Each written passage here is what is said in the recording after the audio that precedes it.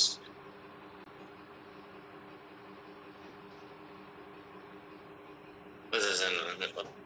ठीक आगे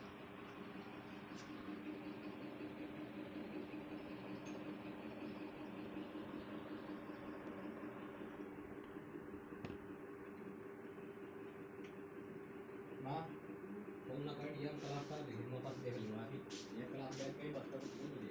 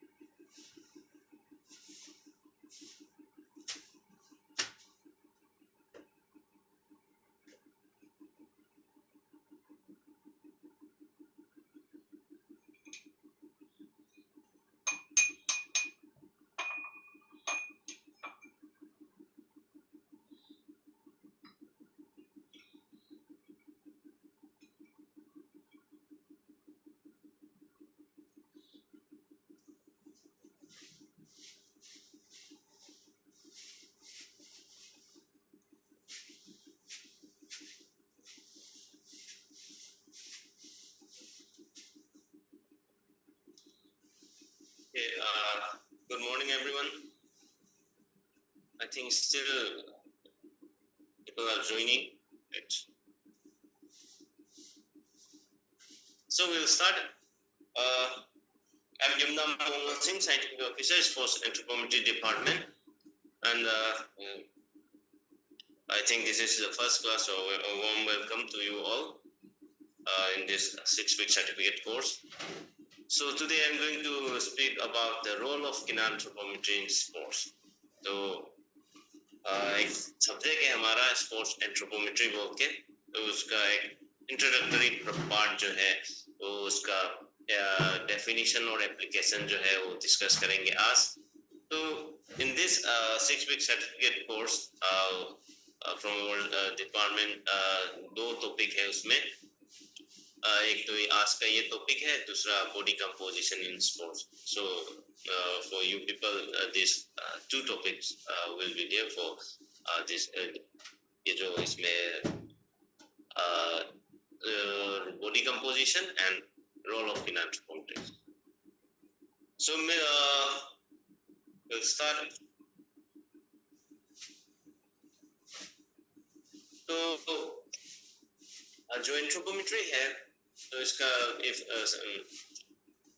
कोई किसी को already have about the knowledge about the anthropometry किसी ने सुना होगा, है ना. Just for some किसी को ये सब्जेक्ट जो है वो आज पहली बार सुन रहा होगा. So taking as a whole सबको लेके आज एक इंट्रोडक्शन, उसका डेफिनेशन, उसका मीनिंग क्या करते हैं, we'll discuss everything in this session. So let's start with the anthropometry. So anthropometry यहाँ पे सिंपल लिखा गया है कि is the science of obtaining systematic measurement of human body. तो anthropometry बोल के जो सब्जेक्ट है वो आदमी को जो बॉडी स्ट्रक्चर है, बॉडी इसका जो फिजिक्स, साइज, शेप, प्रोपोर्शन, जो भी बॉडी स्ट्रक्चर है उसको सिस्टमेटिकली मेजर करता है.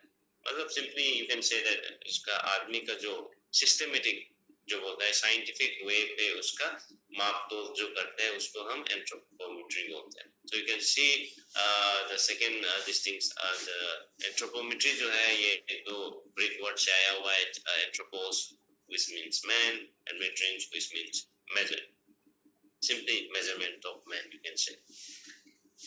So when we say anthropometry जो है उसमें दो mostly दो एस्पेक्ट पे, मतलब उसका जो स्टडी एरिया जो है वो दो तरह होता है. जो सब्जेक्ट एंथ्रोपोमेट्री है, it was developed in during 19th century as a methods employed by the physical anthropologist. The physical and जो एंथ्रोपोलॉजी बोल के सब्जेक्ट है उसमें भी दो ब्रांच है, एक सोशल और कल्चरल और एक फिजिकल पार्ट है. तो ये मोस्टली फिजिकल एंथ्रोपोलॉजिस्ट यूज करता है anthropometry for studying human variation and evolution. ये देखा होगा आपने ये human evolution, origin and evolution of man. तो आदमी का स्ट्रक्चर को स्टडी करते हैं, ये टाइम पे ऐसा स्टेज था. तो that is one area of interest for physical anthropologist. तो उसमें भी आदमी जो है origin and evolution स्टडी करते हुए भी आदमी का मेजरमेंट करते हैं. And another part is human variation. Why we are different from each one? मतलब अलग अलग देखने में क्यों है, हम एक दूसरे से डिफरेंट क्यों होते हैं. As per race देखा जाए, as per geographical ये देखा जाए, जहाँ अलग अलग जगह पे नॉर्थ ईस्ट साउथ वेस्ट है ना, तो अलग अलग कंट्री तो वेरिएशन तो होता है. इन द सेम जैसा society also, in the same घर में भी अलग अलग दिखता है, क्यों है. तो that comes under human variation. तो क्यों डिफरेंस है, क्यों एक दूसरे से वेरी करते हैं, चाहे वो फिजिकल अपीयरेंस में हो, चाहे वो जेनेटिकल जैसा ब्लड ग्रुप में हो, स्किन कलर में हो, टेक्सचर में हो, अलग अलग जो है डिफरेंट क्यों है. तो वो ये दो तरह जो मेन है इसके अंदर स्टडी करते हैं एंथ्रोपोमेट्री. तो ये तो हो गया simply you can say anthropometry measurement of main. तो इसका जो है फिजिकल एंथ्रोपोलॉजी यूज करते हैं और ये ह्यूमन ओरिजिन एंड इवोल्यूशन के लिए एक तरफ वो स्टडी करते हैं, दूसरी तरफ ह्यूमन वेरिएशन. वेरिएशन में आपका ग्रोथ एंड डेवलपमेंट वो भी आएंगे इसमें. वेरिएशन में हर पॉपुलेशन का अलग अलग ग्रोथ है. तो विल मोस्टली फोकस जो हमारा स्पोर्ट्स से रिलेटेड है वो इतना ने ये ह्यूमन वेरिएशन के इधर ज्यादा फोकस करेंगे. तो इसीलिए ये स्लाइड दिखाया गया है. ये एंथ्रोपोमेट्री बोले तो आपका जो कॉमन पॉपुलेशन के ऊपर जो स्टडी होता है इसको हम एंथ्रोपोमेट्री बोलते हैं. अगर स्पोर्ट्स में लाना है उसको तो हम उसको सिंपली स्पोर्ट्स आगे स्पोर्ट्स एंथ्रोपोमेट्री बोलते हैं. तो स्पोर्ट्स एंथ्रोपोमेट्री मतलब जो स्पोर्ट्स एथलीट पॉपुलेशन है, स्पोर्ट प्लेयर के ऊपर जो उसका मेजरमेंट बॉडी मेजरमेंट करते हैं उसको हम स्पोर्ट्स एंथ्रोपोमेट्री बोलते हैं. बस ये एक सिंपल वो है. तो नाउ ये जो सब्जेक्ट जो है एंथ्रोपोमेट्रिक मेजरमेंट, ये देखा जाए तो हिस्टोरिकली ये आदमी का racial classification, cultural and psychological attributes with a physical property. तो इसके लिए यूज किया गया था ये जो मेजर. पहले ऑब्जर्वेबल चेंजेस जैसा कलर है ना, जैसा racial classification in the sense world population को ब्रॉडली देखा जाए तो तीन रेस में डिवाइड किया गया, अफ्रीकन, एशियन एंड यूरोपियन. तो उस स्ट्रक्चर को उसके हिसाब से अगर हाँ अफ्रीकन है तो उसका कल्चरल पैटर्न अलग होता है, रहन सहन खान पान, उसके हिसाब से उसका बिहेवियर पैटर्न वो कहीं ना कहीं जुड़ जाता है. ऐसा होता है ना, कभी कभी ऐसा ही सुना भी होगा कि हाँ मोटा आदमी ऐसा होता है या पतले आदमी ऐसे होता है या मस्कुलेचर वाला ऐसा ऐसा कैरेक्टर पर्सनल कैरेक्टर मतलब पर्सनैलिटी होता है. तो दैट वो लिंकअप कर लेता है उसका स्ट्रक्चर के साथ, रेस के साथ, उसका कल्चर के साथ, उसका साइकोलॉजिकल क्या क्या चेंजेस मतलब एट्रीब्यूट क्या क्या होंगे. सो उसके लिए यूज किया था फर्स्टली. सेकंड देखा गया तो सेकंड स्टेज में जो आया था जो एंथ्रोपोमेट्रिक सिस्टम और जुडिशियल सिस्टम बोल के ये एक टाइमिंग है 1893 में. Systematic system for individual classification and identification वो बनाया गया है. आदमी का आइडेंटिफिकेशन जैसा आज के डेट में बायोमेट्रिक्स बनाता है तो वैसा ही उसने प्रोफाइलिंग जो है इंडिविजुअल आइडेंटिफिकेशन के लिए बनाया गया. फ्रेंड्स में जैसा जिस क्राइम को रोकने के लिए रिपीटेड जो क्राइम करके अलग अलग नाम पे आ रहा है तो उसको रोकने के लिए जो भी क्रिमिनल है उसका एक प्रोफाइल बना दिया और मेजरमेंट के साथ उसका एक फाइल बना दिया फोटो के साथ. एक मतलब नो पैरामीटर जैसा दिखा गया पिक्चर में, ये पुलिस डिपार्टमेंट में किया था ये उस टाइम पे. तो उसने height breadth foot size length wide of head length of वो सब मेजरमेंट किया, फोटोग्राफ लिया साइड और फ्रंट और साइड व्यू का, उसका नाम वो सब मतलब फाइल मेंटेन करने के. if कोई और अलग से नाम से भी आ जाता है देन उसका रिकॉर्ड से मतलब देख सकता है कि हाँ ये वही बंदा है रिपीटेड क्राइम करके आ रहा है, तो उसको और मतलब उसको कंट्रोल करने के लिए इसको हम इसीलिए इस एंथ्रोपोमेट्री को जुडिशियल सिस्टम में यूज किया गया था एक टाइम पे। उसके बाद नेक्स्ट फेज आता है कि स्पोर्ट्स में कैसा लाया था। स्पोर्ट्स में जैसा जेम टेनर बोलता है, जेम टेनर जो है उसने एक किताब पब्लिश किया 1964 में, the physique of the Olympic athlete. Olympic athlete का फिजिक एंड उसका जो स्ट्रक्चर है, फिजिकल स्ट्रक्चर और फिजिकल कैरेक्टरिस्टिक जो है, उसके ऊपर उसने एक किताब लिखा गया है 1964 में।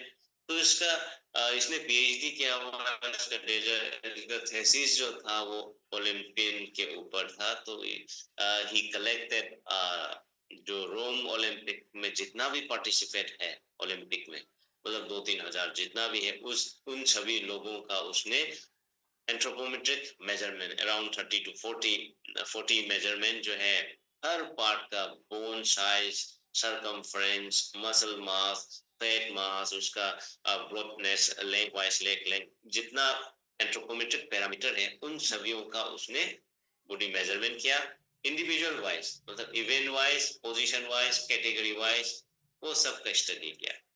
तो रोम 1960 से शुरू किया था इसने।